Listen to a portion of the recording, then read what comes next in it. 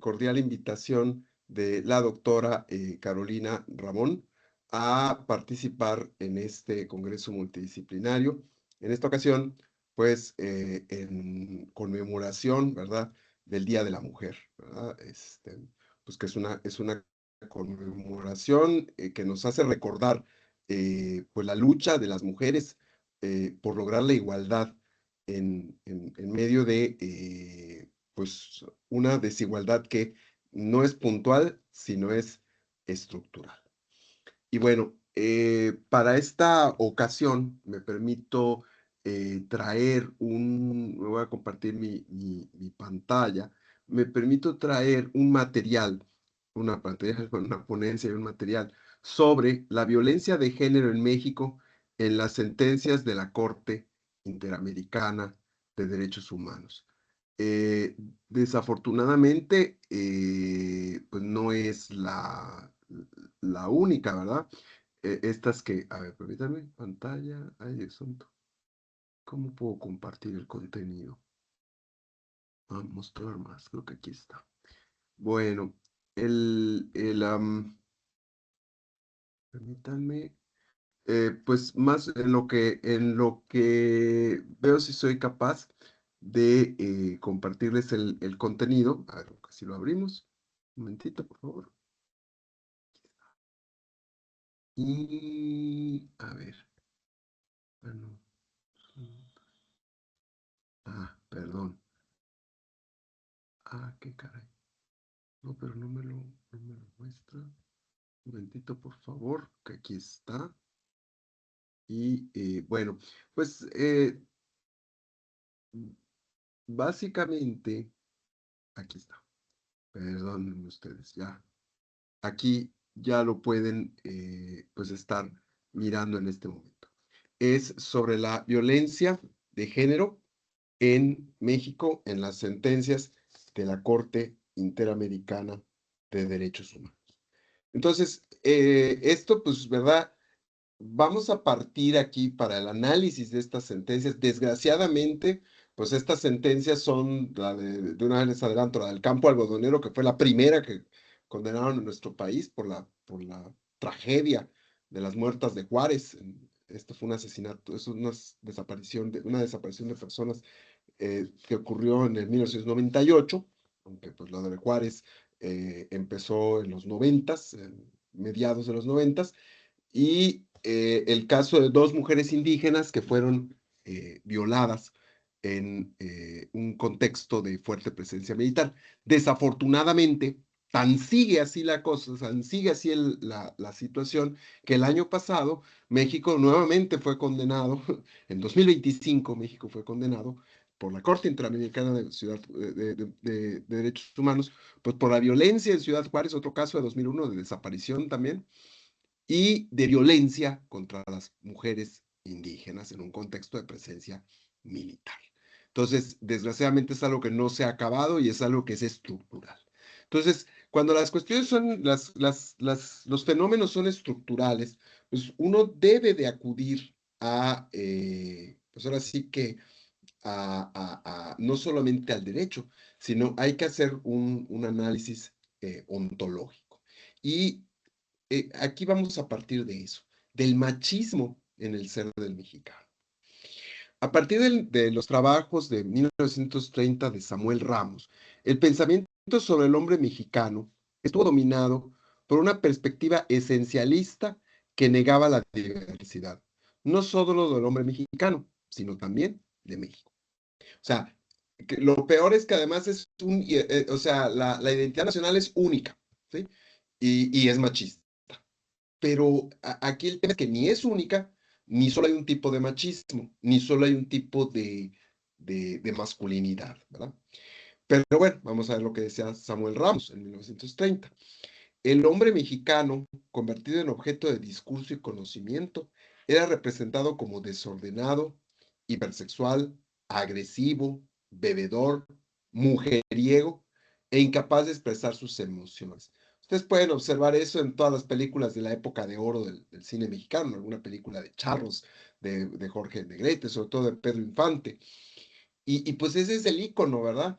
de hecho hay una que, digo, nosotros somos aquí de la, quien esto les habla, pues es de la, vive en la Huasteca Potosina, hay una película de Pedro Infante que se llama Los Tres Huastecos, hay uno que es mujeriego, el más desordenado, otro es sacerdote y otro no me acuerdo qué era, creo que es policía, y el más desordenado pues tiene una hija que es la Tucita, y pues bueno, ahí ves, ven toda una serie de cuestiones de cómo se retrata la masculinidad en estas regiones.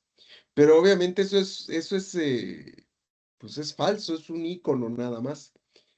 Y a Samuel Ramos le sigue Octavio Paz, que explica al hombre mexicano como producto de una especie de protesta masculina que oculta un complejo de inferioridad producto del proceso de conquista y colonización, la violación de la madre india y ausencia del padre hispano. Esto es el laberinto de la sociedad, de la soledad, perdón, de Octavio Paz, que fue Premio Nobel de Literatura. La compleja historia de formación social mexicana es reducida a una historia más propia de una telenovela. O sea, para ellos, pues a ellos, Ramos fue filósofo, Paz fue un gran literato, pero pues son especulaciones, o sea, ellos vieron lo que ellos consideraron y esa inspiración, ¿verdad? Con muy poca etnografía, llegaron a todas esas conclusiones. Santiago Ramírez, que pues era psicólogo, también, pues también tiene unas teorías así, una teoría general, ¿verdad? El machismo del mexicano es inseguridad de la propia masculinidad, el barroquismo de la virilidad. Pues vean ustedes, nuestro traje típico es el traje nacional, es el traje de charro, el charro mexicano, bordado de plata y bueno, es barroco, eso es barroco. Charro es un macho, es un osado. Vicente Fernández es el prototipo del charro. Pedro Infante, Jorge Negrete. Los grupos de amigos siempre serán masculinos. Las aficiones y juegos serán de machos. En el mundo social y emocional se excluye a la mujer. Los contactos con ellas estarán dirigidos a afirmar la superioridad del hombre. Los sentimientos delicados son rehuidos. Esto es más bien digno de una, o sea, esto es observar a los adolescentes, o sea, pero bueno, bueno, y a los adolescentes a lo mejor cuando nosotros fuimos adolescentes, porque ahora afortunadamente ya estamos creciendo en otras épocas. En el lenguaje, el mexicano recurre a formas procaces consideradas como lenguaje de hombres. O sea, el insulto, el ser soez es de hombres. La figura fuerte, idealizada, no alcanzada, es la imagen del padre. En otro nivel, cualquier frustración retorna a su primitivo vínculo, en el cual obtuvo la seguridad, alucinando el pecho perdido. Buscará un sustituto en el alcohol y se mamará. O sea, sí, odiamos, o sea, en teoría el mexicano odia a las mujeres porque es muy macho, pero cuando se siente indefenso, se refugia en ellas. Es una relación totalmente insana. Pero bueno, vamos a ver un poquito más sobre Samuel Ramos. El mexicano es acomplejado por no poder alcanzar lo que quiere. O sea, nos da un complejo de inferioridad porque no quiere, o sea, porque soñamos, ¿a qué le tiras cuando sueñas mexicano? O no haces nada o te crees Superman, es una canción. El autoengaño consiste en creer que ya es lo que se quisiera hacer en cuanto el mexicano queda satisfecho de su imagen, abandona el esfuerzo en pro de un mejoramiento efectivo. Eso es cierto, o sea, cuando, o sea, ocurre con las enfermedades, con los tratamientos, cuando ya vemos que pues ya la herida va cerrando, ya dejo de tomar la medicina. Cuando ya veo que pues ya mis finanzas se van estabilizando, que ya voy teniendo, lo dejo. ¿Sí? El mundo civilizado se transforma. El mexicano procura imitar a fin de sentirse a la altura de un hombre europeo, pero en el fondo es igual que hace 100 años, ¿sí? Esto es en general, por supuesto, es una generalización que es grosera, ¿no? La podemos ver hay una película mexicana muy buena de los años 2000 que se llama La Ley de Herodes, del 99, 2000. La Ley de Herodes, entonces va a traer la electricidad al pueblo. Varguitas, el presidente municipal, véanlas si, no, si son de fuera de nuestro país. En nuestro país todos ya es así como que un icono, ¿verdad? El mexicano es un hombre que huye de sí mismo para refugiarse en un mundo ficticio, pero no liquida su drama psicológico. En el subterráneo del alma late la incertidumbre de su posición, ¿sí? O sea, huye, pero en el fondo ahí está el drama, se lleva consigo el drama, ¿no? Digo, esto es psicológico, ¿verdad? O ontológico.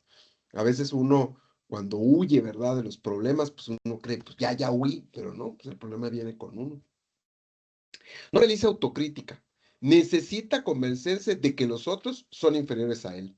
Practica la maledicencia también con una crueldad de antropófago. Octavio Paz, un poquito profundizando las palabras del maestro Paz que ya habíamos apuntado, analiza la palabra chingada como una de esas palabras que confusamente reflejan nuestra identidad. La palabra bien tiene múltiples acepciones. Lo chingado es lo pasivo, lo inerte y abierto, por oposición a lo que chinga, que es activo, agresivo y cerrado. El chingón es el macho, el que abre, la chingada a la hembra, la pasividad pura. La relación entre ambos es violenta. La frase yo soy tu padre no es como en las guerras de las galaxias. Al final de que los primeros 3 episodios, que son del 4 al 6, ¿verdad? Look, I am your father, pero no es tu padre, o sea, reconozco que eres mi hijo, pero no, aquí yo soy tu padre, yo te voy a chingar, con todo respeto. No es resguardar, conducir, sino para imponer superioridad. Pero aquí hay un pensador, bueno, no es un pensador, es un antropólogo, etnógrafo, de lo mejor, de lo más granado que tenemos en las ciencias sociales, de hecho es miembro del Colegio Nacional, Claudio Lomnitz Adler. Critica a esos 3 pensadores que a través de la inspiración de la musa han logrado iluminaciones tan apasionantes como indemostrables.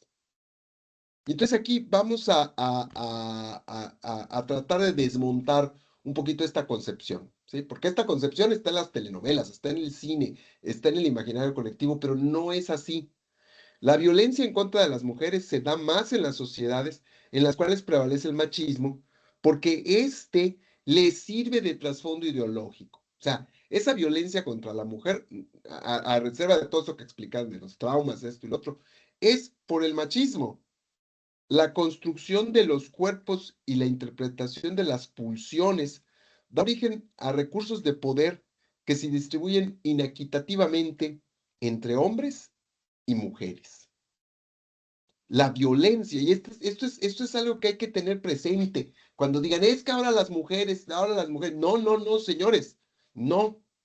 Desafortunadamente, este es un mundo que está pensado y hecho para los hombres, pero no debe de ser así. No debe de ser así.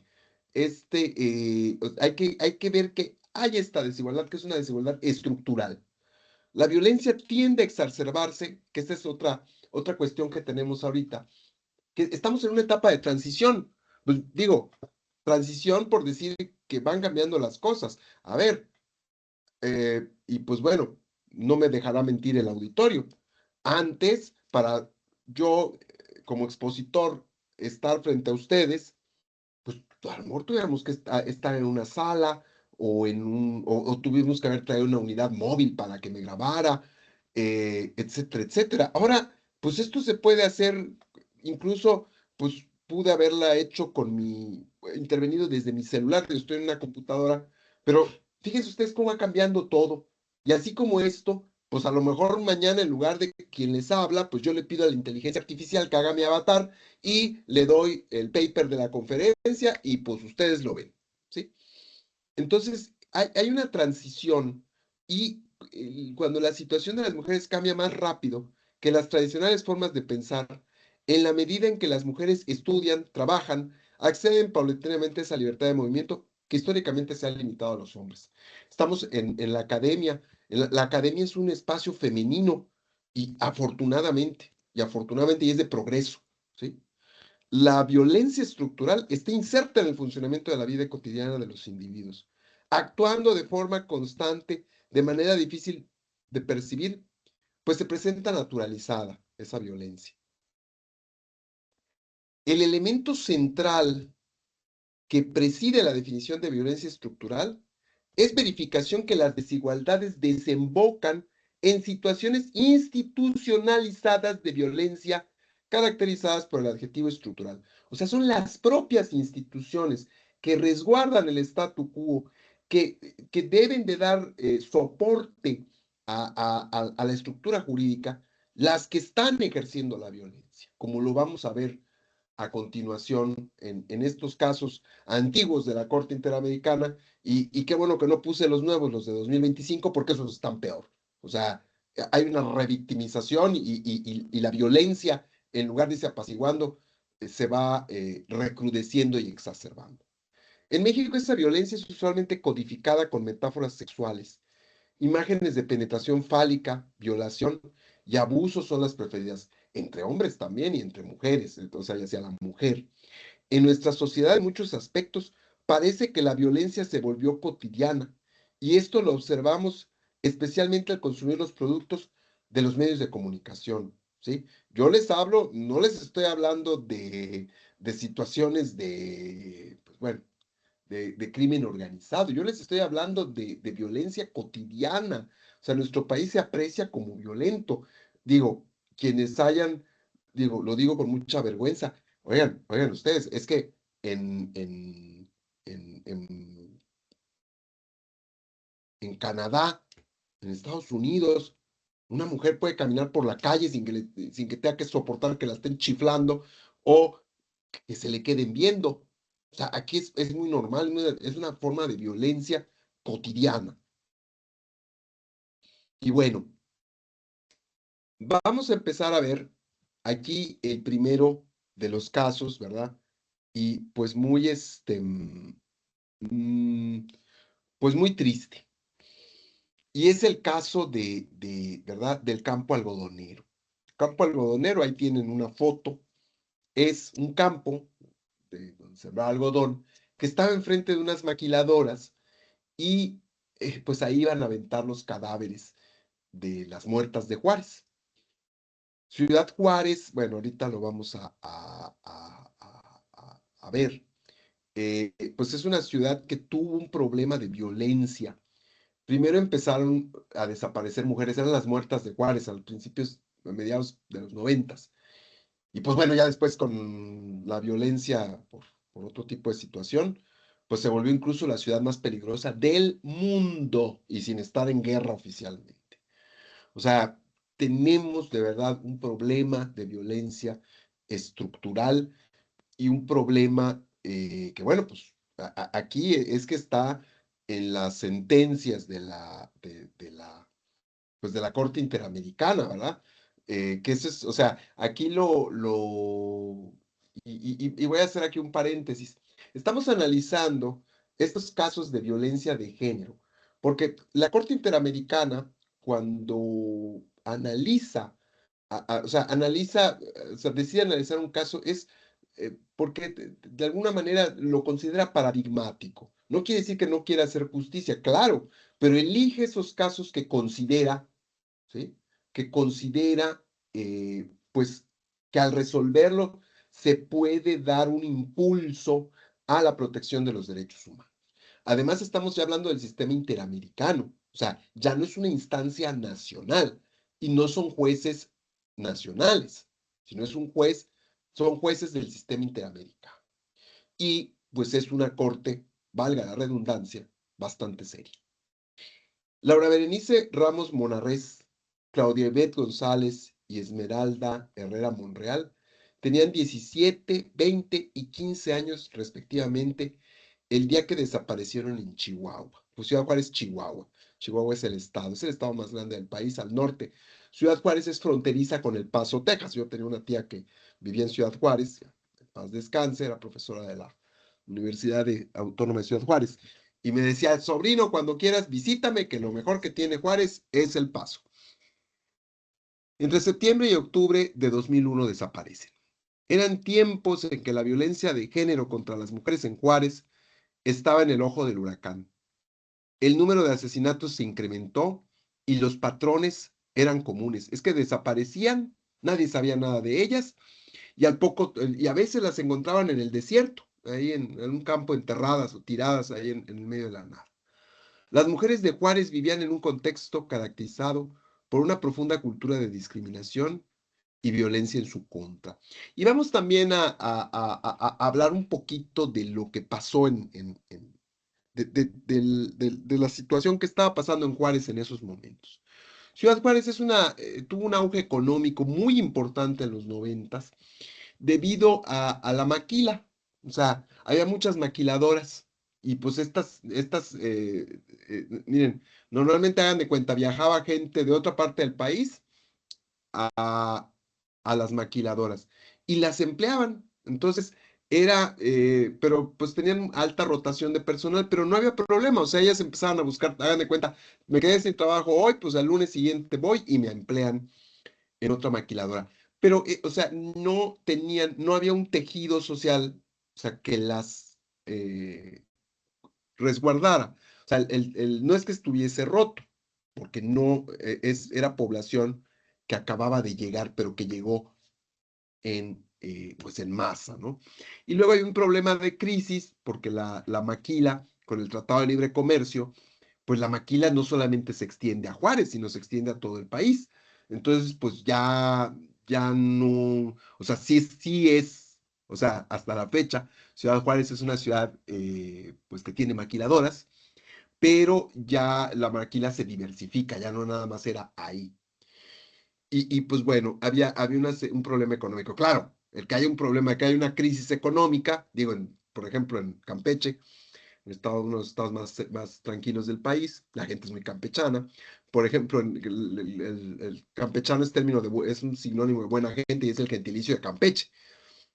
Campeche tiene tenía el corazón de la industria petrolera en Ciudad del Carmen, y pues, en Ciudad del Carmen, pues ahorita hay una crisis económica muy fuerte porque ya no se produce tanto petróleo como antes, pero eso no quiere decir que hayan aparecido gente, que hayan habido asesinatos de mujeres y desapariciones, ¿no? O sea, lo que quiero, no quiero decir que la crisis ocasionó esto, más bien lo empeoró. Entre el 6 y el 7 de noviembre de 2001 se encontraron los cuerpos de 8 mujeres en un campo algodonero en la mencionada ciudad. Entre estos también estaban los cuerpos sin vida y torturados de Laura Berenice, Claudia Ivette y Esmeralda. La Corte Interamericana concluyó que las 3 personas fueron víctimas de violencia contra la mujer en términos de la Convención Interamericana de Derechos Humanos y la Convención Belén do Pará. La Corte determinó que existían 2 momentos claves en el deber de prevención. Esos deberes son de la autoridad, antes de la desaparición y antes de la localización de los cuerpos sin vida. En el primer caso no es responsabilidad per se del Estado, o sea, o sea, antes de la desaparición, pero en el contexto de Juárez, de Ciudad Juárez, y la ausencia de una política de prevención, constituye una falta del Estado. O sea, agrava la responsabilidad del Estado, porque le dice, oye, Estado, oye, México, si tú sabías que tenías esos problemas, pues tienes que poner ojo, ¿sí? El contexto no es otro que el feminicidio sexual sistemático, ¿sí? O sea, es que es sistemático, o sea, murieron, no sé, me atrevo a decir cientos, no tengo la estadística, pero fue algo muy grave, muy, muy grave. Y en el segundo momento, la Corte considera que existe obligación estricta del deber de diligencia frente a las denuncias de la desaparición de mujeres respecto de su búsqueda las primeras horas y los primeros días. México no lo realizó con prontitud. Mira, les voy a decir algo que pues, no es ningún secreto, pero afortunadamente ya se está quitando. Si yo ahorita, por ejemplo, llego a mi casa y digo, yo no tengo, les aclaro, yo vivo solo, ¿no? Pero si yo yo viviera con mi esposa y con mis hijas, y yo viera que mi hija no llegó y voy a la fiscalía a denunciar, pues que desapareció, me van a decir, espérese, a lo mejor va a volver. Cuando en esos minutos, cuando en ese tiempo, a lo mejor, si me recibieran la denuncia y se pusieran a investigar, pues es más probable que callen con vida a la persona. Ahora no, ya, para ese tipo de cosas ya es desde el minuto 1, ¿sí? Pero sí, yo entiendo que normalmente, pues sí, a lo mejor yo llego y no se fue con sus amiguitas, o bueno, una falta de comunicación, y sí entiendo, pero eso es lo que dice acá. Bueno, pues si tienes un problema, o sea, no es como que, que caray, no, ya era sistemático, pero no se hizo nada. También encontró al Estado mexicano responsable de no cumplir con el deber de investigar. O sea, no, además no se investigó bien, se presentaron diversas irregularidades. Las actuaciones procesales que se llevaron a cabo en Ciudad Juárez demuestran ineficacia, perdón, en las investigaciones a nivel nacional y local de los MPs y de los policías judiciales. Es que ni siquiera se custodiaron los cuerpos, las evidencias, o sea, fue un total desaseo, ¿sí? De hecho, ni estaban identificados bien, o sea, no había protocolos, no había nada, ¿sí? Los mecanismos de impunidad pasan por omisiones e irregularidades en las investigaciones, un impropio levantamiento de cadáveres, informes sin identificación y desaparición de pruebas. Digo, estoy hablando como jurista, ¿sí? Nosotros, porque a veces al juez, por ejemplo, le pueden echar la culpa de que liberó a un responsable. Ajá.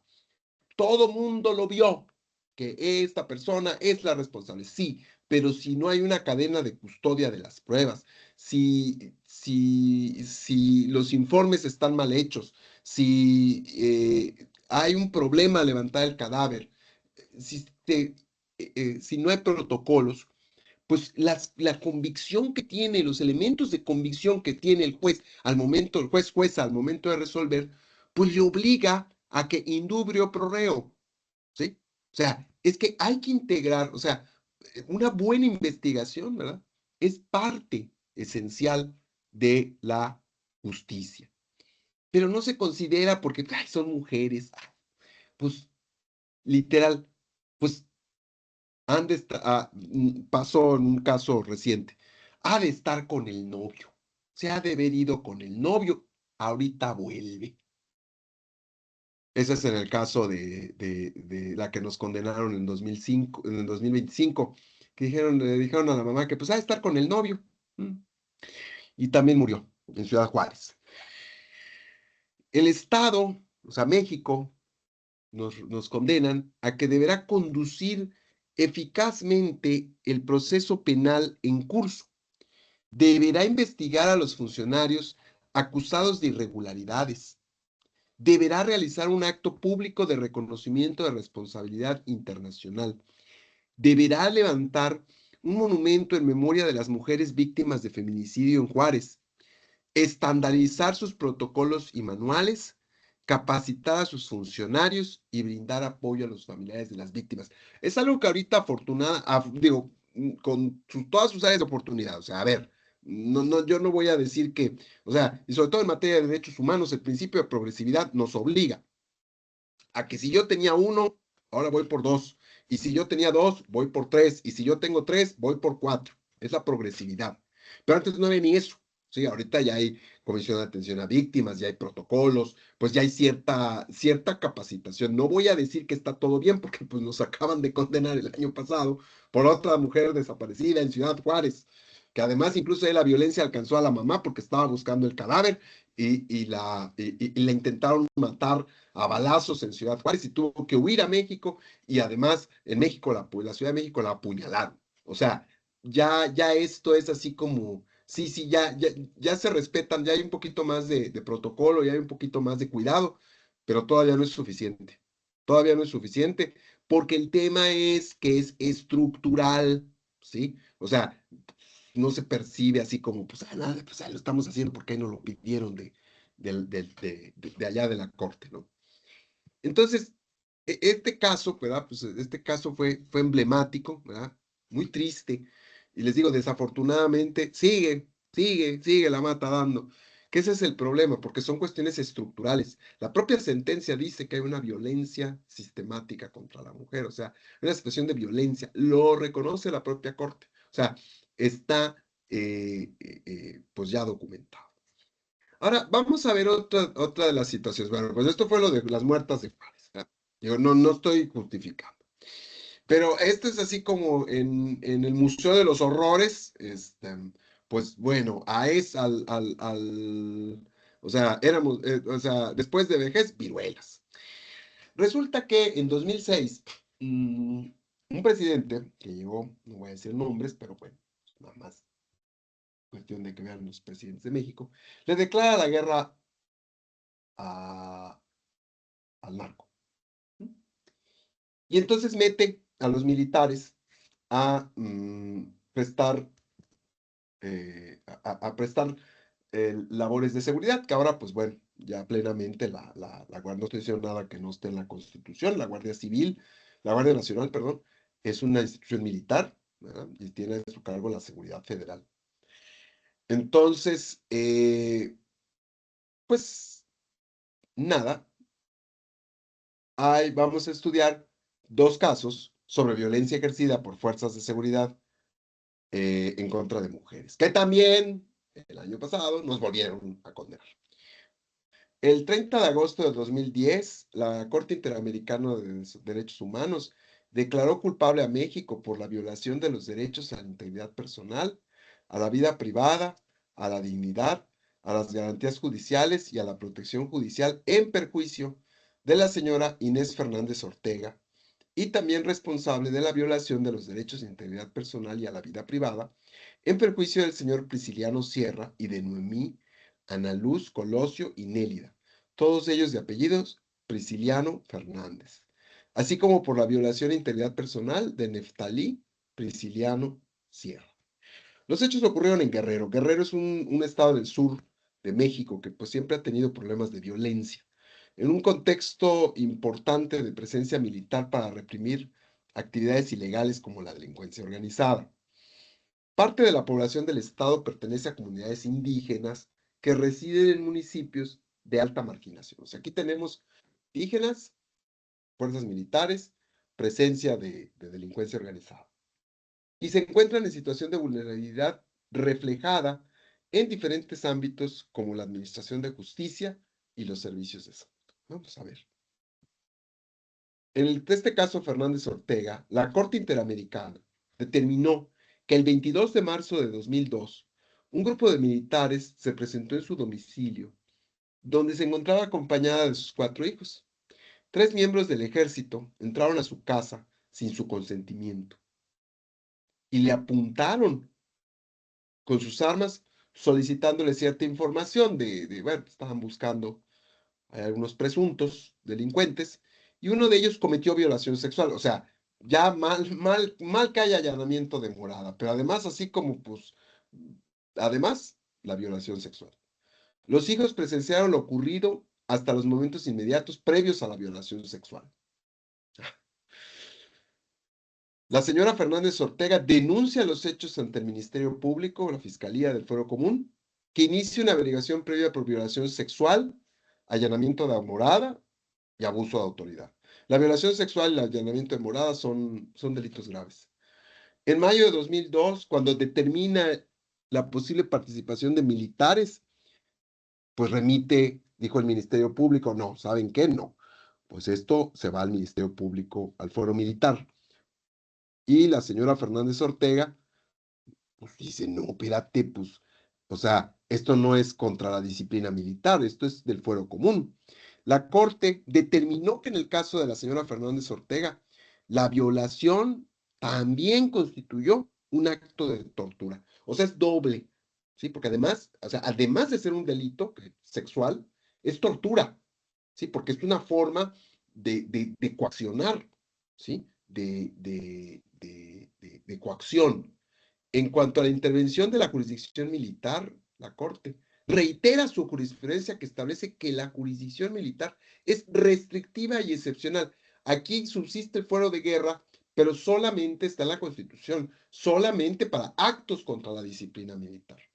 Eso está en la Constitución, o sea, tampoco la Corte está diciendo algo que no esté regulado en nuestra propia Carta Magna. Solo debe juzgar a militares activos en la comisión de delitos o factas que afecten contra bienes jurídicos militares. La violación sexual, oigan ustedes, no guarda relación con la disciplina castrense, que la que haya cometido un militar no quiere decir que sea contra la disciplina castrense. México fue declarado responsable por la violación de los derechos a la integridad personal, a la dignidad y a la vida privada. violación de los derechos a las garantías judiciales y a la protección judicial. ¿Por qué? Porque ni siquiera, o sea, además le dijeron, o sea, va, pone su denuncia y le dicen, no, no, no podemos hacer nada porque es militar, lo turnan al fuero militar y pues bueno, creo que ahí sigue. No, no, obviamente no. Reparación del daño, conducir en el fuero común la investigación y adoptar reformas para compatibilizar el artículo 57 del Código de Justicia Militar y reformas legales para impugnar precisamente la remisión que hizo el Ministerio Público al fuero militar y un acto público de reconocimiento de la responsabilidad internacional. O sea, nos están enmendando la plana. Y viene otro caso, también parecido, una mujer indígena que también es violada. El caso Rosendo Cantú. También en 2010, el 31 de agosto, la Corte declara responsable a México por la violación de los derechos a la integridad personal, a la dignidad, a la vida privada, a los derechos del niño, a las garantías judiciales y a la protección judicial en perjuicio de la señora Rosendo Cantú. También fue responsable por la violación del derecho a la integridad personal en perjuicio de Jenis Bernardino Rosendo, hija de la señora Rosendo Cantú. Los hechos ocurrieron en el contexto de una importante presencia militar para reprimir actividades militares de la delincuencia organizada en el estado de Guerrero. O sea, es exactamente un caso parecido al anterior. En Guerrero, gran parte de la población también pertenece a poblaciones indígenas que, bueno, ya habíamos dicho que viven en situación de marginación. Y entre las formas de violencia está la violencia institucional castrense. ¿Sí? O sea, ya es así o sea, fíjense, institucional castrense, o sea, ya es así como que el sello de la casa. Entre las formas de violencia que afectan a las mujeres, la señora Rosendo Cantú fue víctima, es una mujer indígena, miembro de la comunidad indígena MEPA. La CIDH consideró probado que el 16 de febrero de 2002, a las 3 de la tarde, mientras la señora Rosendo Cantú se encontraba en un arroyo cercano a su domicilio, bueno, y no fue allanamiento, estaba lavando la ropa. 8 militares se acercaron a ella y la rodearon. 2 la interrogaron y uno la apuntó con el arma. El militar estaba lavando la ropa, o sea, lavando la ropa. El militar que la apuntó la golpeó en el abdomen y perdió el conocimiento. Cuando lo recobró, uno de los militares la agredió e insistió sobre la información requerida, indicándole que si no contestaban iba a matar a todos los habitantes de su comunidad. Y además fue violada sexualmente, o sea, todo mal. La señora Rosendo Cantú denunció ante el Ministerio Público del Fuero Común, que inició una averiguación previa. De hecho, fue el mismo Ministerio Público que el de Ayutla de los Libres, el mismo que en el caso anterior. Es el mismo. Y al ver que participan militares, lo remite al fuero militar y pues no se concluyen las investigaciones. La Corte Interamericana de Derechos Humanos considera que la violencia contra la mujer consiste en una violación contra los derechos humanos y una ofensa a la dignidad humana trascendental. En cuanto a la intervención de la jurisdicción militar, la Corte Interamericana señala que esa jurisdicción debe ser restrictiva y, también como en el caso anterior, solamente cuando atente contra bienes jurídicos del orden militar. La violación no guarda relación contra la disciplina o misión castrense, y México es responsable de los derechos a la integridad personal, a la dignidad y a la vida privada. También, como en el caso anterior, la reparación del daño consiste en conducir en el fuero común la investigación, reformar el artículo 57 del Código de Justicia Militar y reformas legales para poder impugnar la remisión al fuero militar. Bueno, voy a dejar de compartir mi pantalla. Supongo que ya me pueden ver. Y pues bueno, hemos visto que toda esta situación, ¿verdad? Este machismo estructural, eh, esta violencia estructural, porque es estructural, no es puntual, es estructural, está institucionalizada. Entonces, las propias instituciones, porque pues las instituciones están hechas por personas, si no son, digo, las instituciones pues son, normalmente pues son, están creadas pues para prestar un servicio público lo mejor posible, pero pues al final está hecha por seres humanos. Entonces, las instituciones que son las responsables de dar seguridad, dar justicia, de procurar la justicia, de castigar a los responsables, pues para empezar ni les interesa, ¿sí? Cuando se trata de mujeres, ¿no? No les interesa, no se está preparado, no se es consciente precisamente de la estructuralidad de esta situación, porque cuando la violencia es esporádica, ¿verdad? Ahorita yo me molesto porque, pues hombre, no sé, no me gustó el fondo de pantalla y voy a hacer un berrinche, ¿no? Pues eso es una cuestión violenta, pues sí, pero es una cuestión puntual, ¿sí? A que yo cuando vienen, como estas instituciones, cuando viene una mujer a denunciar una violación o a denunciar que desapareció, decir, pues quién sabe dónde estaba, o por qué estaba, pues es que salió y no volvió, pues por qué estaba tan noche, o sabe Dios de cómo estaría vestida, ¿no? Te faltan al respeto. Cuando no, no es así, no es por cómo vas vestido, no es a qué hora sales, ¿sí? Es por el hecho de ser mujer se sufre violencia. Y es una violencia institucionalizada y es una violencia estructural. Y obviamente, pues estas instituciones machistas, en lugar de, ya no es la característica, ¿verdad? En lugar de proteger, pues no protegen, desprotegen. Y se hacen así como que va. Entonces, en el caso de Juárez, pues creo que era una situación, o es una situación, pues que fue muy sonada, que fue muy, pues muy vergonzosa, si ustedes gustan y manden.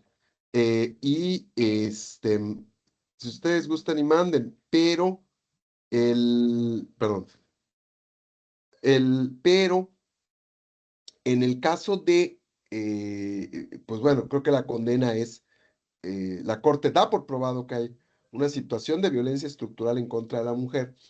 Y entonces, aquí tenemos, ¿sí? Que también, en Ciudad Juárez, pero aquí también tenemos que además de ser mujeres indígenas en un contexto de pobreza, ¿sí?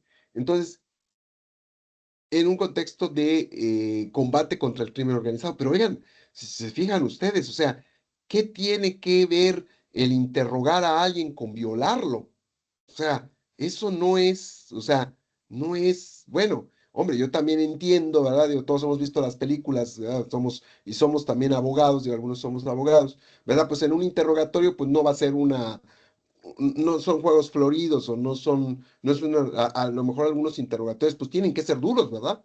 Dime, o bueno, ser directo, ¿verdad? Pero bueno, una cosa es, que no te den café y galletitas mientras te van interrogando, pero otra cosa es que te violen, que amenacen con matar a toda tu aldea, que, o sea, no, esas no son, o sea, son autoridades, ¿sí? No son, o sea, están combatiendo a los malos, supuestamente, pero pues usan métodos como los de los malos. Entonces, ahí, en ese sentido, pues se puede ver lo estructural, en ese sentido se puede ver que son patrones que desgraciadamente se repiten. Y les digo, desgraciadamente nos volvieron a condenar el año pasado por un caso en Ciudad Juárez, una muchacha que desaparece, que no la hallan, cuando la mamá va a denunciar, le dicen que pues, porque salió, porque la dejó salir, que ha de estar con el novio, que se ha de haber ido con las amigas, que pues hasta que aparece muerta. O sea, y ella empieza a buscarla, porque es madre buscadora, porque además ahora tenemos el drama de que no solamente desaparecen las personas, sino que si tú intentas buscarlas, pues también puedes desaparecer, ¿sí? Y el caso el otro caso de mujeres indígenas, de doña Ernestina, que esa fue la sentencia del año pasado, pues es una mujer que también unos militares la violan y queda tan mal, queda malherida y pues bueno, alcanzan a llevarla al hospital, pero fallece. Y el propio presidente de la República dijo que había fallecido de gastritis. O sea, ni siquiera se había esperado a las investigaciones. O sea, por Dios, ¿sí? Incluso la Comisión de Derechos Humanos no emite, o sea, considera que no hubo responsabilidad. Claro, en este gobierno, afortunadamente, el gobierno pasado, perdón, afortunadamente la Corte, la comisión, pues recapacita, ¿verdad? Y entonces emite ya una recomendación y pues bueno, nos condenan por esa situación. Porque sí les digo, esto es estructural, esto es algo muy doloroso y es algo que tenemos que ser conscientes, no solo para dolernos, sino para que podamos cambiar. Entonces, pues bueno, digo, a lo mejor por el formato, ¿verdad? No puede haber un coloquio, ¿verdad? Pero pues cualquier duda, pues escríbanme a mi correo institucional, que es carlos.arcudia@uaslp.mx, y pues con muchísimo gusto les puedo responder en la medida de mis posibilidades. Y bueno, pues yo agradezco muchísimo a la doctora Carolina por la gentil invitación y pues los animo a seguir escuchando las interesantísimas intervenciones en este foro multidisciplinario, este congreso multidisciplinario con motivo del Día de la Mujer. Muchísimas gracias.